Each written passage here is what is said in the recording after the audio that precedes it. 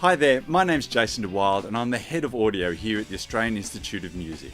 And welcome to our latest in this series of Pro Tools for Beginners. We're on to part 5 and we're going to be talking about MIDI recording today. Here we go. Okay, so welcome to part 5 of our Pro Tools for Beginners program. Thanks everybody for all the comments, been good. So today we're going to talk a little bit about MIDI recording. And I guess to kick it off, the first thing you should do is sort of get yourself set up from a hardware perspective first up. So what you need to buy before you do any kind of MIDI recording is a basic MIDI controller. And this is something that basically looks like a keyboard but enters MIDI data, so in the form of notes that you play. So you can buy 25 note, 49 note, 64 note, etc. Keyboard controllers, and they normally just hook up via USB to your Mac. Now, once you've done that, you're kind of about ready to start recording MIDI data. But the first thing we're going to do is we're going to actually check to make sure that Pro Tools is getting that MIDI data from your keyboard controller. So the way we're going to do that is I've launched Pro Tools at the moment, and I'm going to go to the Setup menu, and I'm going to scroll down to here, MIDI Studio. And what this will do is it actually launches a whole new program that's kind of related to Pro Tools, but not Pro Tools. So this is called a program called Audio MIDI Setup. And for the Mac, this is actually part of the Mac operating system. Now, Pro Tools actually uses this MIDI setup to communicate with the outside world. So what I'm going to do is once I've launched Audio MIDI Setup, I'm going to go to Window and I'm going to choose Show MIDI Window. Okay. And what I have here is a list of all of the keyboard controllers and the MIDI controllers that I have in my system. And if all being well, yours will come up here in this window straight away without really you having to do very much. As you can see, I've got a number of them here in my system, but the only one that I've actually got connected at the moment is my KeyStation 49. So all being well, yours should appear here as well. And that basically is saying, look, the Mac recognizes that you've got a keyboard controller. That's the one that it is. And now what it will do is be able to talk to Pro Tools. Now, if that doesn't come up, chances are you'll need to install a driver of some sort for your keyboard controller. So hopefully that's clear. So my KeyStation is up and firing. It's all good. So it should mean that I'll be able to actually now input MIDI data into my Pro Tools session. So next I'm going to create a new track. And for this exercise, we're going to create a stereo instrument track. All right. And there we go, create. Now, if you remember, what an instrument track does is it is able to store MIDI data, so notes and things like that, onto the track itself. This note data, this MIDI data, is then played to an instrument that we're going to actually insert in this these slots here. So it's a MIDI data playing to an instrument, and then it's generating sound and generating it to the built-in output. So let's go ahead now and insert an instrument. So I'm just clicking onto the insert slot. I'm going down to multi-channel plugin, and we want to insert an instrument. So here the instruments are. Whoops, here. Now this is the available instruments in my system, okay? And you can see I've got a fair few there, nothing major. But chances are your list will be a little bit different because Pro Tools provides some, but it doesn't provide all of these. So one that it will provide is this one here, the DB33. So I'm going to open that one. Okay, and as you can see that this is an emulation of a Hammond organ. So you could just press these notes here, and you you can see here that we've got some sound coming out of that. Okay. Furthermore, if we actually play your keyboard controller now, you should actually hear notes coming out of that too. So it's now that my keyboard controller is talking to this instrument track, and we pretty much could record now pretty soon. Okay.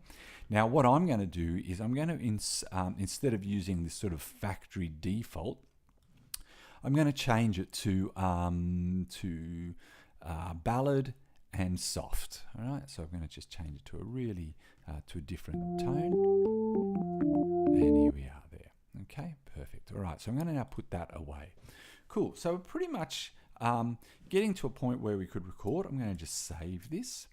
And I'm going to actually name this also DB33. So I've just double clicked on the track name, DB33. And I'm now going to just simply put the track into record mode. Okay. Now, you'll also notice that in this session, I've got a click track. And again, very, very useful for recording with, because later on down the track when we're editing and things like that, it makes things a lot easier. And the click track helps us to stay on target here. Okay, so I've got my click track. So really now the only thing we need to do is we can actually just simply record. All right, so I'm going to do that now. And the way I'm going to do this is just to simply press 3 on my numeric keypad, but Command Spacebar also works. So here we go.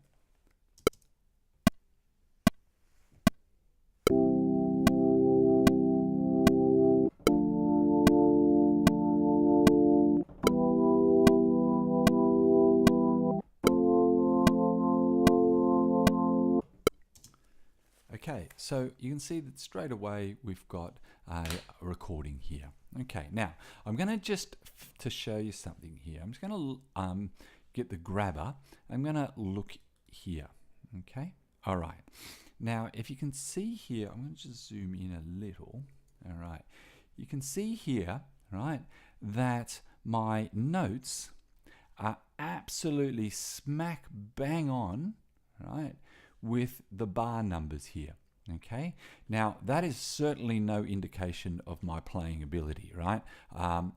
But what we've done is I've done a little bit of a trick here.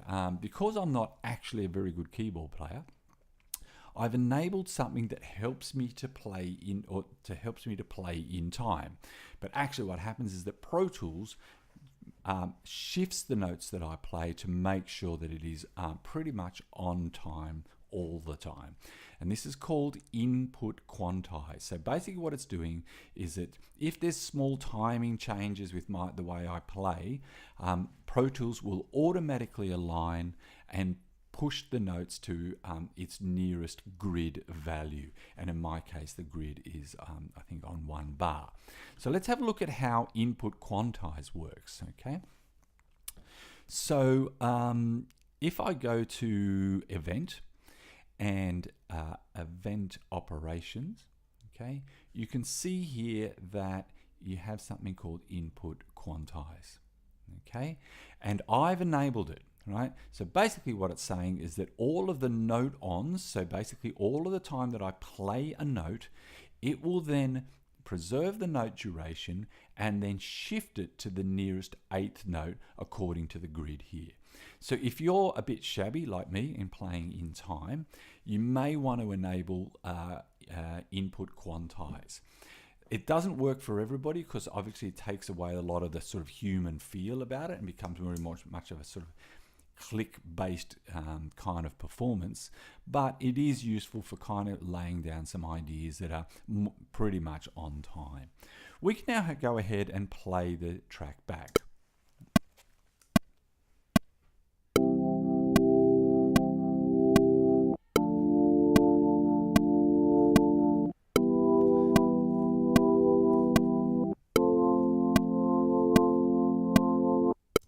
Okay, and we can hear that that was just such a sterling performance here. Okay, this is a lesson as to also why I'm an engineer and not a keyboard player.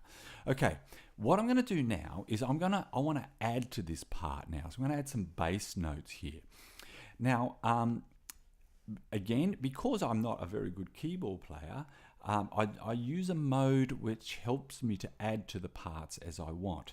So to show you this, I'm going to open up the transport window. So I'm going to go to window, and choose transport. The shortcut is Command 1 on the numeric keypad. And here is the transport window. Okay, now with the transport there's this button here.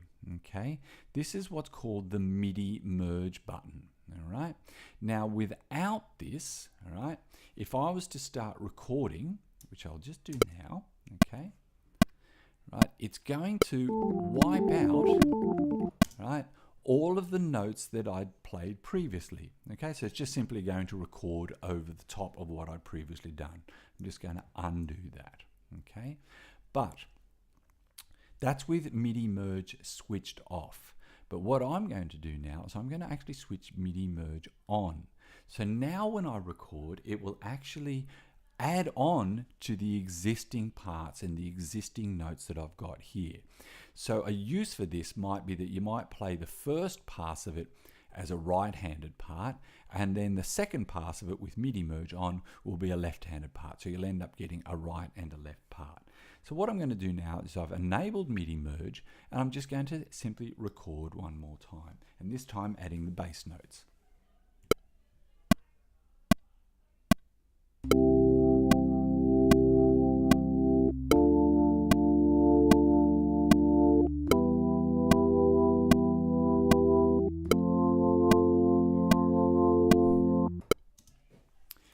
Again, another sterling performance. And of course, you can keep going around this. So I could add now a melody. So let's just do that.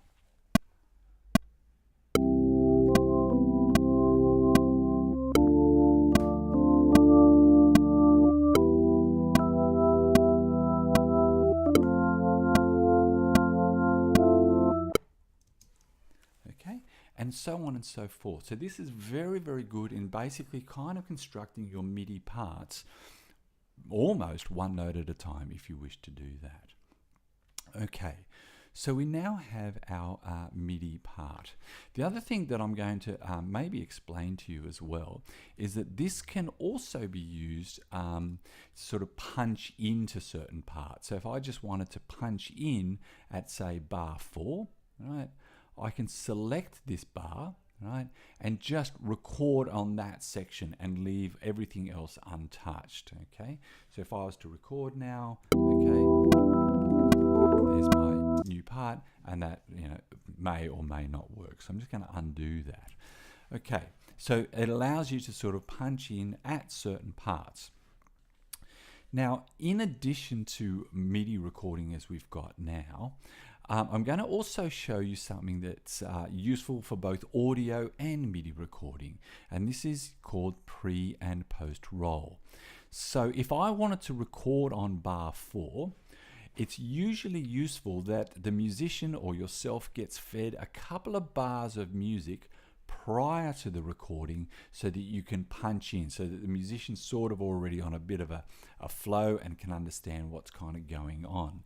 So normally when I'm recording, I will enable pre-roll, and I can set the amount of pre-roll here. In this case, it's just 2 bars.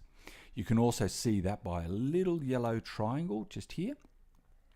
So that's useful too, and that can actually be moved as well. But I'm going to leave it at 2 bars, right? So basically, what's going to happen is it's going to play 2 bars first, then go into record mode, and I'm also going to allow a post roll, which will mean it'll play 1 bar afterwards. So this will help me to punch into record mode in a lot more of a sort of smoother fashion. Here we go.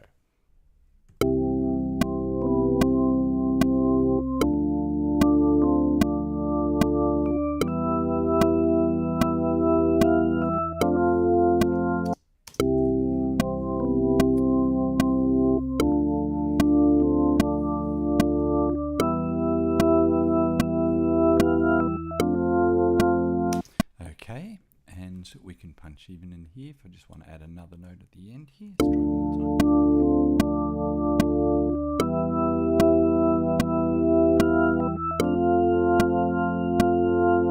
more Okay, and so you can build your performance, as I said, just one note at a time. Okay, I'm going to save that now. Let's just move on to the next thing.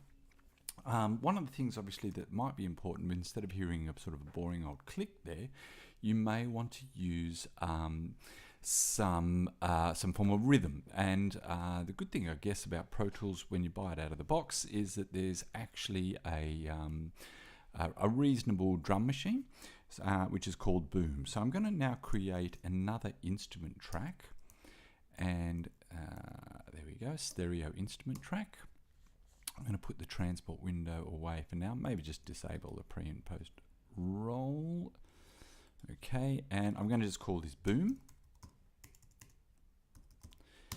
And this is a drum machine of sort. It's okay, but does have a little bit of its limitations, but it's kind of good to get some sort of basic thing up and firing straight away. One of the slight annoyances I think about this particular one is that when this has got patterns on it, and obviously when you press start, you're going to get some patterns, which is totally fine. But I was sort of expecting when I first encountered this machine that when I press play on Pro Tools, that it would also start the pattern, which it doesn't. So the way this works is you actually have to send a MIDI note to Boom, and the MIDI, depending on which MIDI note you're sending it, will determine which pattern that you want to play. So I'm going to play a note on my keyboard controller now, and it's getting one pattern. If I play a different note, you'll get a different pattern. So that's basically the idea. So so the way we're going to do this is just now recording another track again.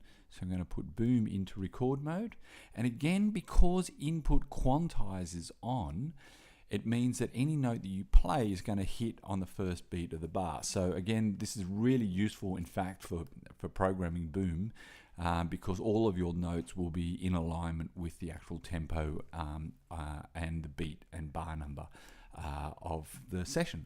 So here we go.